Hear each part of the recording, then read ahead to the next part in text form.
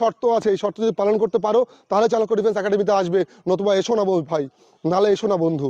পড়ার ব্যবস্থা ওয়েস্ট বেঙ্গলে বেস্ট, পড়ার ব্যবস্থা ওয়েস্ট বেঙ্গলে বেস্ট। হুবাহু কমন দেবো, যদি না দিতে পারি পড়ানো বন্ধ করে দেবো, যদি না দিতে পারি চাকরি ছেড়ে দেবো। কোনো ডকুমেন্টস আমরা রাখি না, এখানে শুধু মেহনতের জোরে চাকরি করানো হয়, কোনো রকম দালালির সংস্পর্শ নেওয়া হয় না, কোনো রকম চিটিংয়ের সংস্পর্শ নেওয়া হয়। নমস্কার বন্ধুরা, চাণক্য ডিফেন্স একাডেমিতে আপনাদের সকলকে স্বাগত জানাই। আমি ডেভিড বিশ্বাস। বন্ধুরা তোমরা বারংবার জিজ্ঞেস করো যে তো আফসার আপনাদের ওখানে ভর্তি হতে কী লাগে। বন্ধু দেখো, চাণক্য ডিফেন্স একাডেমিতে ভর্তি হতে সবার ফার্স্ট যেটা লাগে সেটা তোমার দৃঢ় প্রতিজ্ঞাবদ্ধ হওয়া চাই। তোমাকে প্রথম শর্ত আছে, এই শর্ত যদি পালন করতে পারো তাহলে চাণক্য ডিফেন্স একাডেমিতে আসবে, নতুবা এসো না ভাই, নাহলে এসো না বন্ধু। প্রথম শর্তই হচ্ছে তোমাকে মেহনতি হতে হবে। এখানে শুধু মেহনতের জোরে চাকরি করানো হয়, কোনো রকম দালালির সংস্পর্শ নেওয়া হয় না, কোনো রকম চিটিংয়ের সংস্পর্শ নেওয়া হয় না। তোমাকে মেহনতি হতে হবে। তোমাকে এই শর্তের সঙ্গে আর একটা শর্ত আছে, সেটা হচ্ছে আমার গাইডেন্স তোমাকে মানতে হবে, বা আমাদের একাডেমির সমস্ত টিচাররা, একাডেমির সমস্ত ফিজিক্যাল ট্রেনাররা যে গাইড করে তোমাকে মানতে হবে, তাহলেই তোমার সাফল্য আসবে। এই দুটো শর্ত তোমাকে প্রথমে ফিল করতে হবে। তাহলে এবার তোমাদের প্রশ্ন থাকতে পারে, স্যার তাহলে ভর্তি হওয়ার জন্য আপনাদের ফিসটা কত, আপনাদের সিস্টেমটা কি? এই প্রশ্নটা সবারই থাকে। তো আমি বলবো প্রথমে সিস্টেমটা বলি, পরে ফিসটা বলবো। প্রথমে যে সিস্টেমটা হচ্ছে আমরা কোনো ডকুমেন্টস রাখি না, অরিজিনাল না, কোনো ডকুমেন্টস আমরা রাখি না। এমন নয় যে তোমাকে অরিজিনাল রেখেই জমা দিয়ে ভর্তি হতে হবে, তা নয়।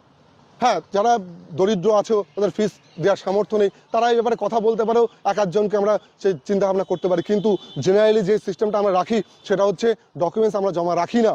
এবং ভর্তি হওয়ার সময় এবার আসি ফিজের ব্যাপারে, যে ফিসটা তোমাকে দিতে হবে। আমাদের অ্যাডমিশন ফিটা 10,000 আছে। এইবার ডিপেন্ড করছে আমরা সাধারণত 30% ডিসকাউন্ট, মানে 7,000 টাকা অ্যাডমিশন ফিটা হয়ে যায়। এর বাইরেও যদি কোনো বিশেষ ক্যান্ডিডেট থাকে, যার বাবা মারা গেছে বা যে খুব হত দরিদ্র, যার আর্থিক সংস্থান নেই, তাকেও কিন্তু অ্যাডমিশন ফির ওপরে আমরা কিছু কনসিডার করে দিই। তার অবস্থা বুঝে, বাড়িতে ফোনে হবে না ভাই, এখানে এসে যখন তোমাকে বিচার বিশ্লেষণ করবো, বা অত্যাধিক মেধাবী স্টুডেন্ট অথচ তার আর্থিক সন্তলতা নেই, আর্থিক সচ্ছলতা নেই, তাকে চিন্তা ভাবনা করতে পারি। সেটা তোমার উপরে এবং তোমার রেজাল্টের উপর ডিপেন্ড করছে। আর একটা জিনিস, স্যার মান্থলি ফুড চার্জ কত? দেখো ভাই, এটাও কিন্তু গ্রাম নয়, এটাও কিন্তু শহর, এখানেও জিনিসের দাম অনেক বেশি। তবে আমরা আমাদের যে মান্থলি ফুড চার্জ, সেটা হাজার টাকা নিই না। আমাদের একদম যেটুকুনি দরকার সেটুকুনি আমরা লাভ রাখার চেষ্টা করি না। মাত্র 3,000, 3,000 টাকা যথেষ্ট। একটা ছেলে থাকা থেকে শুরু করে, খাওয়া থেকে শুরু করে, ব্যবস্থাপনা থেকে শুরু করে 3,000 টাকা যথেষ্ট। আমরা 3,000 টাকা মান্থলি ফুড নিই।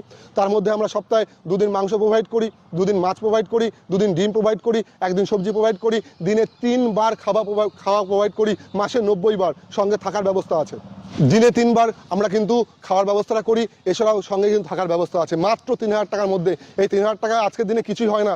অনেক প্রতিষ্ঠান আছে অনেক বেশি নেয়। বন্ধু সত্যি কথা বলো, সত্যি কথা বলতে গেলে একবার ভেবে দেখো, 3,000 টাকাটা সাফিসিয়েন্ট, তার বেশি এই মুহূর্তে প্রয়োজন নেই। এর মধ্যে যদি প্রয়োজন হয় আরও অন্য কিছু, তাহলে সেক্ষেত্রে বেশি লাগতে পারে, কিন্তু 3,000 টাকাটা যথেষ্ট। আর চাকরি পাওয়ার পরে কিন্তু আমরা কোনো ডিম্যান্ড করি না, আমাদের কোনো ডিম্যান্ড নেই। চাকরি পাওয়ার পরে তুমি খুশি হয়ে যেটা দেবে সেটাই আমরা খুশি। তুমি খুশি হয়ে যেটা দেবে বা তোমরা খুশি হয়ে যেটা দেবে, চাকরি পাওয়ার পরে আমরা সেটাই খুশি। আমরা চাই যে তুমি চাকরিটা পাও, আমরা চাই তুমি সফল হও, তোমার পরিবারকে ভালো রাখো, তোমার বাবা মার আশীর্বাদটা আমরা পাবো, এটাই আমাদের মূলধন। তোমাদের পরিবারের অভিভাবকদের ভালোবাসাটা আমরা পাবো, শ্রদ্ধাটা আমরা পাবো, এটাই আমাদের সম্পদ। তোমার সহযোগিতা সারা জীবন আমরা পাবো। জানবো যে আমারই একটা ভাই, আমাদের একাডেমি একটা ভাই সফল হয়েছে, প্রতিষ্ঠিত হয়েছে, সে চাকরি করছে। যদি কোনো মানুষের সমাজসেবা করতে হয়, তাহলে সে যদি বলি যে ভাই আমরা ওই মানুষের সমাজসেবা করবো, তুমি কিছু ফান্ডিং পাঠিও, সে যে 100 টাকা বা 50 টাকা বা 500 টাকা, তার যেমন সামর্থ্য, সে পাঠাবে।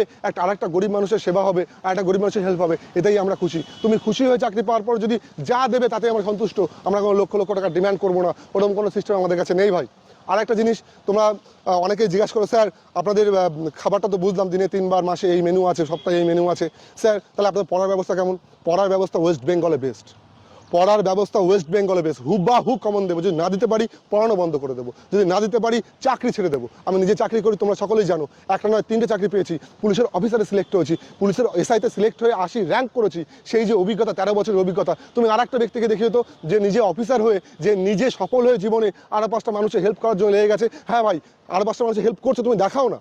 সবাই তো ব্যবসা করছে, আমরা ব্যবসা করি না। যেটুকুনি প্রয়োজন ন্যূনতম সেটুকুনি তোমাদের কাছ থেকে নিই, যেটুকুনি হয়ে যায় তোমাদের খরচটা সেটুকুনি তোমাদের নিই। কিন্তু আমার উদ্দেশ্য যে জ্ঞান, যে শিক্ষা, যে ফিজিক্যালের আমি বলবো যে ট্রেন্ড আমি হয়েছি, সেই সেটা নিয়ে যদি আমি মরে যাই, সেটা নিয়ে যদি আমি চিতায় বা কবরে উঠি, তাহলে কি হবে? আমার সঙ্গে সব কিছু চলে গেল। সেটা যদি আমি ছড়িয়ে দিয়ে পশ্চিমবঙ্গের শয়ে শয়ে হাজার হাজার ভাই বোনদের বা হাজার হাজার পরিবারের যদি কাজে লাগে, সেটাই আমার সার্থকতা, সেটাই আমার শিক্ষার মূল্যায়ন। এটা আমার ধারণা, এটা আমার দৃষ্টিভঙ্গি। ভাইয়েরা, তোমরা যদি মনে করো প্রথমবারই সফল হতে চাও, তোমরা যদি দৃঢ় প্রতিজ্ঞাবদ্ধ হও, তাহলে এসো, না হলে এসো না। যারা আড্ডা মারতে আসবে তারা এখানে এসো না। যারা মনে করবে একাডেমিতে এসে খোলা ছুটের মতো ঘুরে বেড়াবে, হ্যাঁ এখানে সেখানে ঘুরে বেড়াবো, স্যার কিছু বলবে না।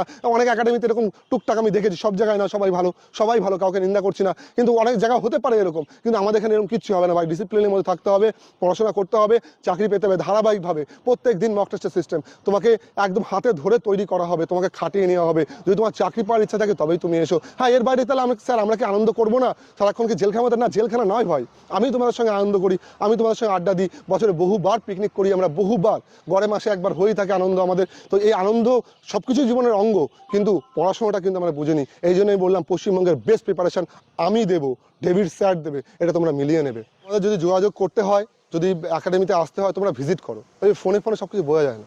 তোমরা ভিজিট করো, আমাদের পরিবেশ দেখো, কি সুন্দর। শহরের মধ্যেও একটা একাডেমির যে আদর্শ পরিবেশ হওয়া উচিত, যে আশ্রমে যারা আদর্শ সুন্দর পরিবেশ হওয়া উচিত, সুন্দর করে গার্ডেনিং করা, এরকম নয় যে একটা বিল্ডিংয়ের মধ্যেই সব ভরে রেখে দিলাম, তেমন নয়। খোলামেলা জায়গা, একদম বিশুদ্ধ বাতাস, সুন্দর গার্ডেন করা আছে, সেখানে নিজেরা বিচরণ করতে পারবে, সময় কাটাতে পারবে।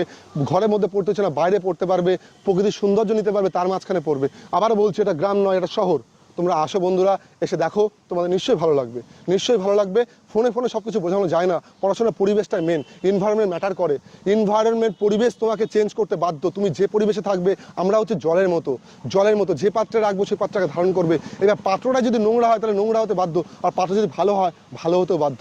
তোমরা আসো, এসে দেখো। আর দেখো, নাম্বার দেওয়া আছে, তোমাদের স্ক্রিনে নাম্বার থাকবে, আর ডেসক্রিপশনে নাম্বার থাকবে, বা কমেন্টও নাম্বার দেওয়া থাকবে। তোমরা এই নাম্বারে যোগাযোগ করো, কীভাবে আসতে হবে শুনে নাও। আর তোমাদের একটা ভিডিও এনে দেবো যে চাণক্য ডিফেন্স একাডেমিতে কীভাবে পৌঁছাতে হবে, আমি ভিডিওটা দেবো। কিন্তু এই মুহূর্তে তোমরা কল করে জেনে নাও কীভাবে আসতে হবে, সেভাবে চলে এসো। আর কথা বাড়াবো না, সবাই একসঙ্গে বলো, ভারত মাতা কি, ভারত মাতা কি, ভারত মাতা কি জয়।